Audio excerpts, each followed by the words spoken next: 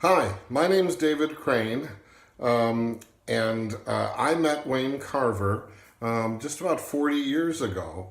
I live in Chicago. I've lived here most of my life, but from 1978 until about 1982, I lived in Greensboro. And while I was in Greensboro, I met Wayne. We worked together at a little restaurant on Market Street called the Old Miner. And Wayne was, I think, the night manager or the assistant manager, I'm not sure, one of those. And I worked there as a cook or something. And like I said, we only worked together for a couple of months. The guy who owned the place was named Nelson Curley. Can you believe I believe that, or I remember that after 40 years, Nelson Curley. But anyhow, during that time that Wayne and I worked together, we got together 2 or 3 times to play guitars with a mutual friend of ours, a guy named John Jacobson, who's also from Chicago. He was a guy I grew up with, actually. And the three of us would get together and play guitars every once in a while. We got together maybe 2 or 3 times. And Wayne taught us this song with just some chord changes that he had written. And I think what he wanted us to do was to learn the chords so that he could come up with a lead for it or something, as I recall. And through the years, I have always remembered the song, and I play it every once in a while. And it always makes me, obviously, think of Wayne. This is the song Wayne Carver taught me. Now, we weren't very close. I didn't know him very well, and I didn't know him very long. In fact, I imagine that if you had asked Wayne who I was, he would say, I have no idea who that guy is. I mean, he probably wouldn't even remember me. Because I didn't write a song that he's been playing for 40 years, or he had been playing, and he did. He wrote a song that I've been playing for 40 years. So I remember him. So when a few years ago, I ran into Guyleen on Facebook, and I didn't know Guyleen. I don't think they were together in the late 70s, but I don't ever recall meeting her. But anyway, we stumbled into each other on Facebook, and it turns out that she, was Wayne's wife. And and when I heard of his passing the other day, which is very sad, I'm so sorry, I left a little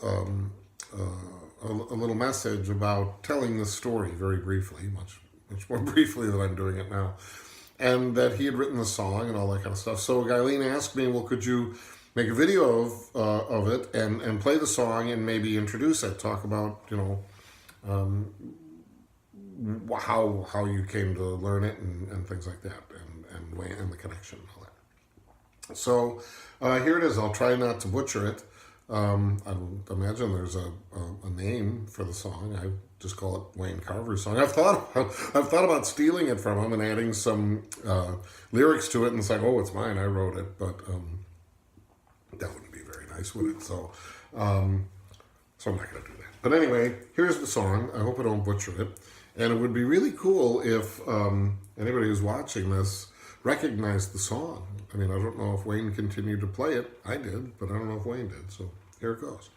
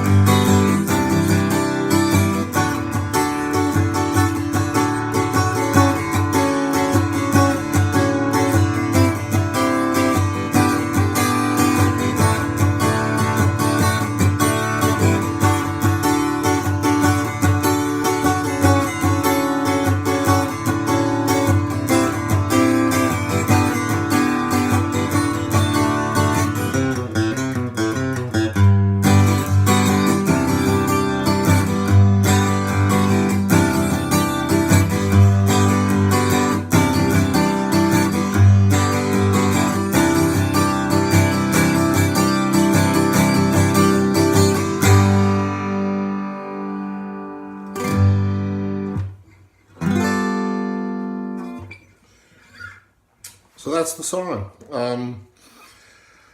Like I say, if anybody does recognize it, if Wayne's been playing it, had been playing it, I would love to know. And boy, especially if somebody else who plays could play Wayne's 40-year-old version of it, because I'm sure it probably evolved over the years if he's still playing it. But if he's not, or he hadn't been. So that's the song, and I hope you like it. It kind of means something to me, you know, because it's that connection. This music was my connection to a man that I really didn't know. So it's kind of cool, I think, that here I am 1,000 miles away, and I have this connection to this person who I will keep until I'm no longer around. So best wishes to everybody and my condolences, and I hope you enjoyed this little video, or that it meant something to someone. So that's it for me. Bye-bye.